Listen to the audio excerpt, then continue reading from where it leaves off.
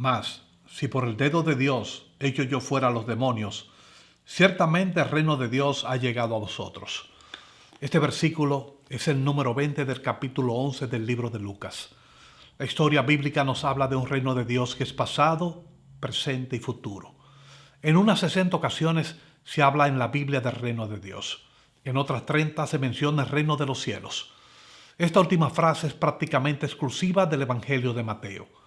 Lo cierto es que no existe una diferencia desde el punto de vista de las Escrituras entre el significado de lo que es el reino de Dios y el reino de los cielos.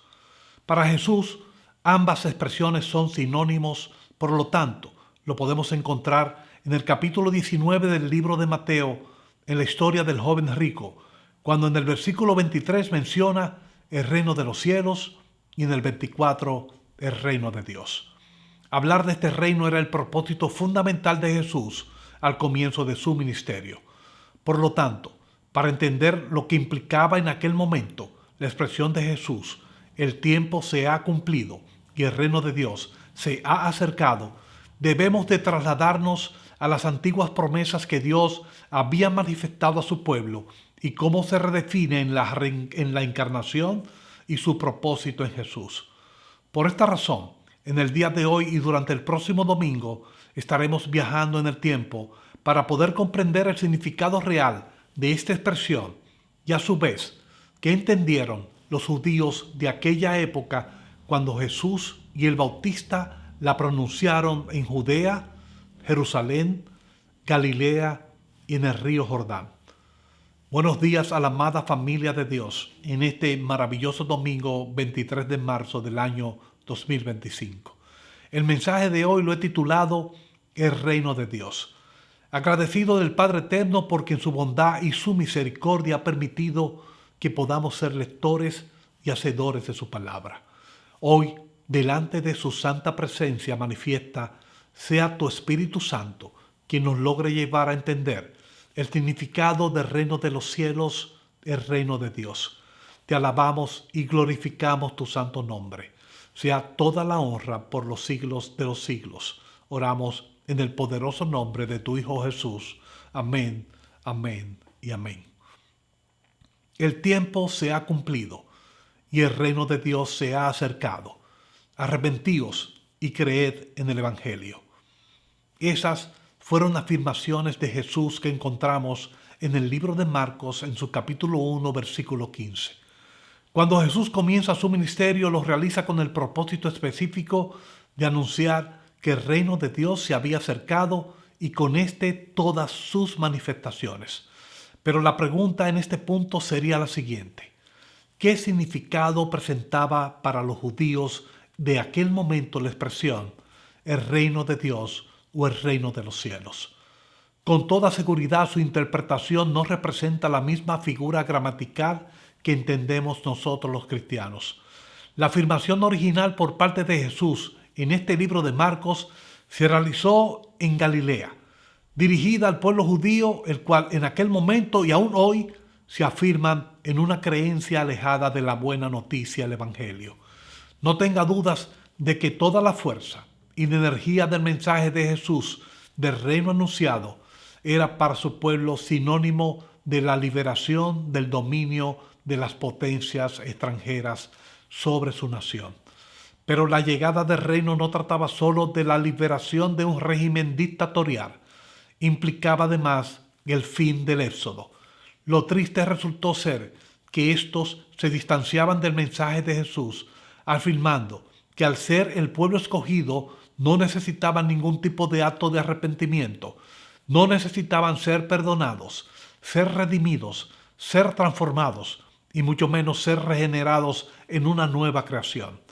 Ellos entendían, en primer lugar, que solo por el hecho de ser descendientes consanguíneos de su padre Abraham les daba el derecho de ser aceptados en el reino de Dios, el reino de los cielos. Por lo tanto, dentro de su estructura moral, religiosa y cultural, hablar de arrepentimiento y de ser liberados del pecado era por sí mismo un insulto a su raza. Al escuchar la voz de Jesús anunciando ideas relacionadas a los salvos y a los profetas Isaías y Daniel de aquel anhelado reino de Dios, los oyentes judíos se trasladaban en primer lugar a que las promesas y los propósitos de Dios se cumplirían de una vez y por todas. En segundo lugar, el pueblo de Israel sería rescatado de la opresión pagana. En tercer lugar, todas las naciones extranjeras y opresoras que habían derramado su maldad sobre el pueblo escogido serían juzgados con toda la ira de Dios. Y en cuarto lugar, el mismo Jehová los llevaría a un nuevo reino de justicia y de paz. Esta resultaba ser la manera de pensar del pueblo de Israel. Por lo tanto, era absurdo para ellos pensar en liberación de pecado. En otras palabras, en un futuro, los imperios paganos seguirían tratando de dominarlos, pero llegaría el momento en el cual Dios intervendría para poner todo en orden. Ese era el pensamiento de los judíos en los tiempos de Jesús. Sin embargo, pasaron por alto que la historia presentaba al Dios encarnado irrumpiendo en la presente y el cielo llegando a la tierra. Jesús no resultó ser el primero en hacer este tipo de declaración. Durante su infancia y juventud había escuchado este mismo tipo de mensaje. Años antes de su ministerio, revolucionarios judíos se opusieron a la exigencia de la Roma imperial de realizar un censo debido a los impuestos que esto conllevaba. Sus líderes religiosos afirmaron lo siguiente: no existe más que un rey, y este es el Dios de Israel. La hora del reino había llegado. Su gran mayoría fueron aplastados y crucificados por los romanos. Es por esta razón que cuando Jesús afirmaba que el reino de Dios se había acercado, muchos de los judíos entonces pensarían inmediatamente en la cruz, la cual era la sentencia de muerte para los rebeldes. Pero el mensaje de Jesús resultaba diferente. No se trataba de una revolución militar, se trataba de transformación, de arrepentimiento, de perdón y de amor. El reino de Dios se presentaba en medio del pueblo de Israel.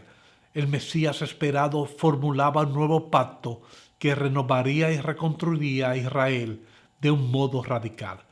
Algo tan nuevo que durante 3 años no pudieron salir de su asombro rechazando el plan de Dios. Un mensajero, una voz, Juan el Bautista clamaba en el desierto, preparando el camino del Señor. Había llegado con un mensaje duro y diferente.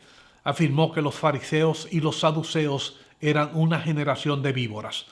Clamaba a dura voz: arrepentíos, el reino de los cielos se ha acercado. Dios puede levantar hijos a Abraham aún debajo de las piedras. El hacha está puesta en la raíz de los árboles. Por tanto, todo árbol que no da buen fruto será cortado y echado en el fuego. El aventador está en su mano, limpiará su era, recogerá su trigo en el granero y quemará la paja en el fuego que nunca se apagará. La historia se estaba escribiendo de una manera totalmente diferente de la esperada por los judíos de aquel tiempo. La redención no implicaba solamente el derrotar a los reinos paganos y que el Señor defendiese a su pueblo. La realidad del rescate resultaría ser devastadora para la clase religiosa judía.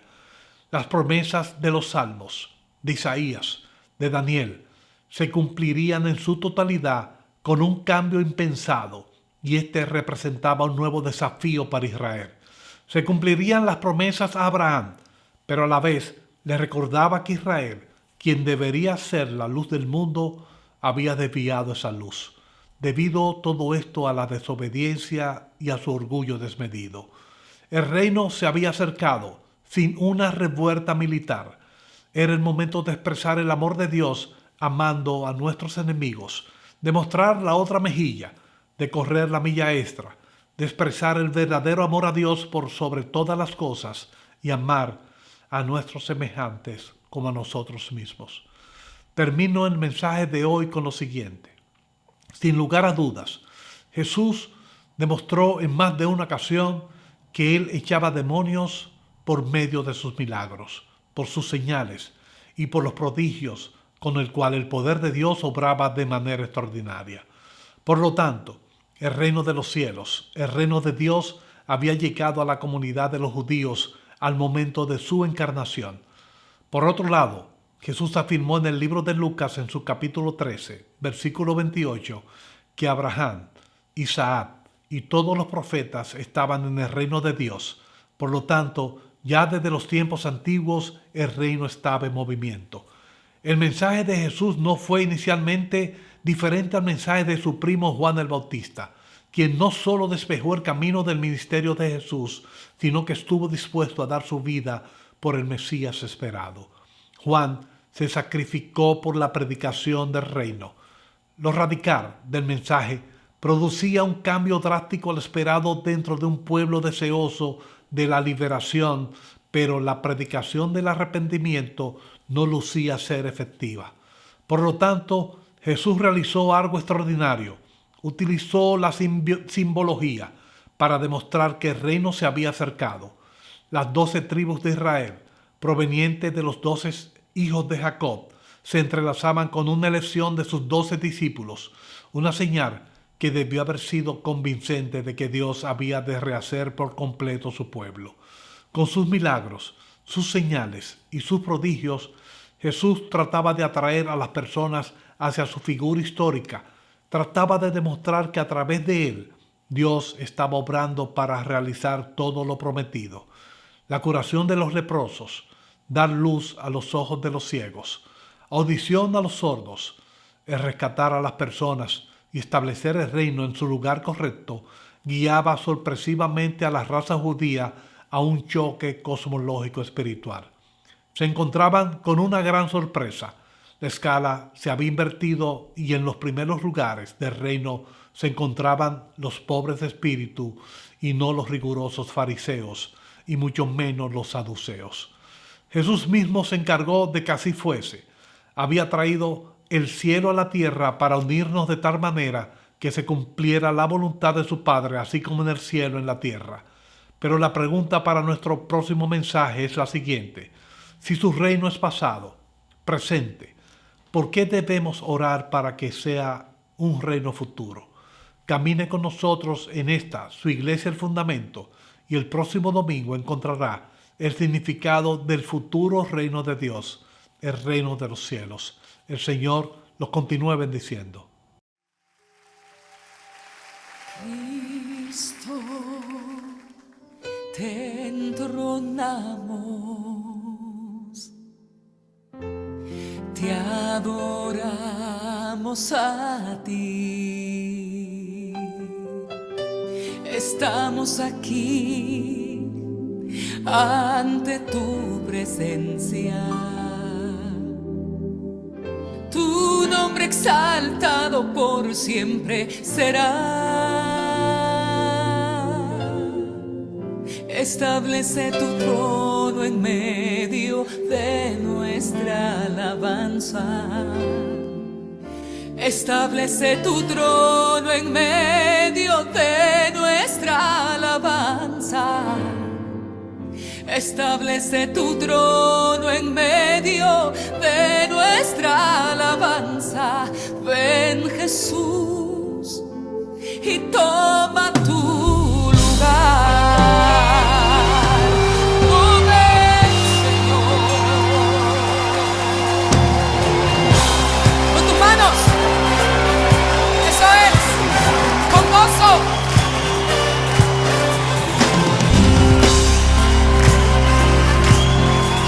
Cuando dan un grito de júbilo.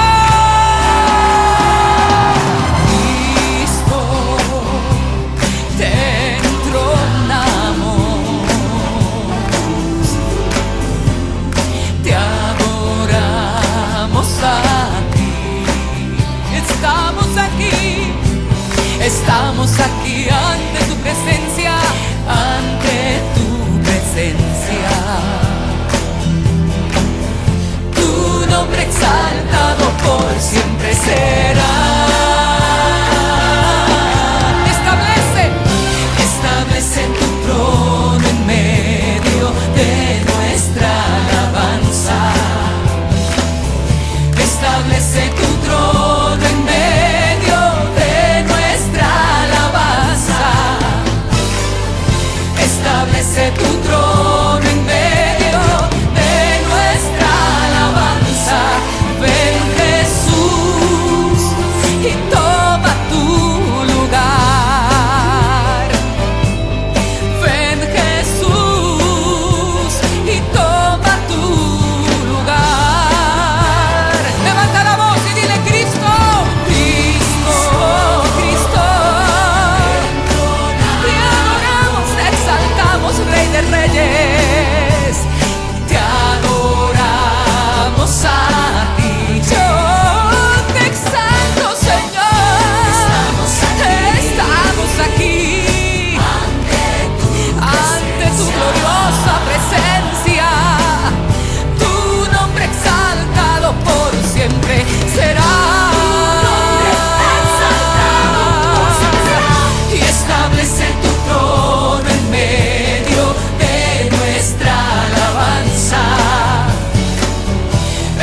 establece tu trono